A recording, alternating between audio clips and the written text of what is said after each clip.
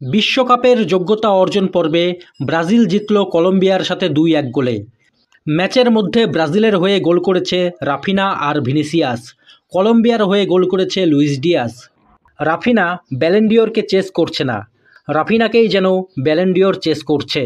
কিছুদিন আগেই রাফিনা বলেছিল সে ব্যালন ডিওরের নমিনেশন পেলেই খুশি হবে, জেতার দরকার নেই। কিন্তু পুরো মরশুম ধরে যে ফুটবলটা খেলছে সে, তাতে 2025-এর ব্যালন ডিওর জিততে সবার থেকে এগিয়ে আছে। আজকের ম্যাচে একটি গোল আর একটি অ্যাসিস্ট করে 51টা গোল অ্যাসিস্ট হয়ে গেল তার। তবে রাফিনা যে বার্সেলোনা আর ব্রাজিলের জন্য কত বড় একটা আশীর্বাদ তা শুধু স্ট্যাট দিয়ে বোঝানো যাবে না। আজকের ম্যাচে ব্রাজিলের ফার্স্ট হাফের প্রত্যেকটা অ্যাটাক ইনিশিয়েট হয়েছে রাফিনার হাত ধরে। ম্যাচের 8 মিনিটে সুন্দর করে ভিনির দিকে থ্রু বল দেয়। এরপর স্পিডি ভিনিকে আটকাতে গিয়ে ডিফেন্ডার ফাউল করে বসে, রেফারি পেনাল্টি কল করে আর পেনাল্টি থেকে গোল করে ব্রাজিলকে এগিয়ে দেয় রাফিনা।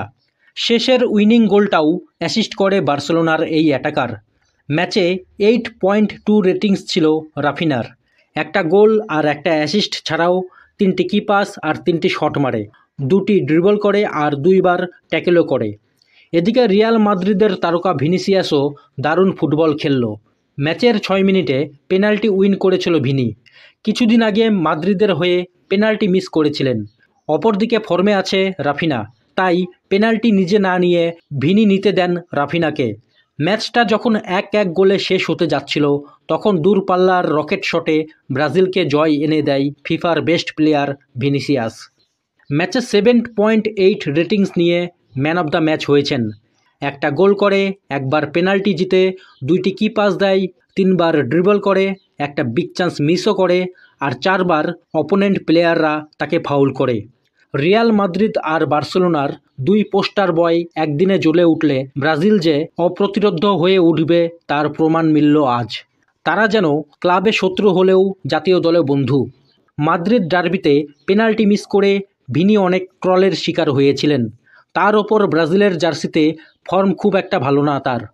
সব মিলিয়ে বিতর্কের পাহাড় কাঁধে নিয়ে খেলতে নেমেছিলেন ভিনি, কিন্তু আজকে অসাধারণ খেলার মাধ্যমে চুপ করিয়ে দিলেন হেটারদের। আজকের ম্যাচে আরেকজন প্লেয়ার দর্শকদের মন জিতে নিল, আর তিনি হলেন রাইট ব্যাক ওয়েসলি। মোনাকোর রাইট ব্যাক ভেন্ডারসনের বদলে পরিবর্তন হয়ে মাঠে নেমেছিল ওয়েসলি। মাত্র 11 মিনিট খেলেই ব্রাজিলের আক্রমণ ভাগকে এক্সট্রা বুস্ট দেয় সে।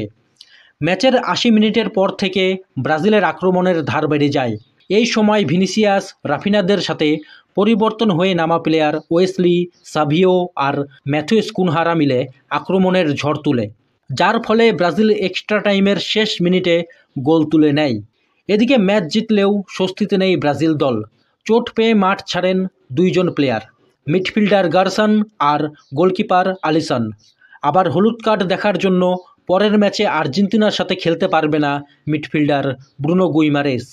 ব্রাজিলের কোচ দরিভাল জুনিয়র অবশ্য বিশ্বাস করেন এই দল নিয়েও আর্জেন্টিনাকে হারাতে পারবে। এখন দেখা যাক সুপার ক্লাসিকোতে ব্রাজিল আর আর্জেন্টিনার মধ্যে কোন দল জেতে।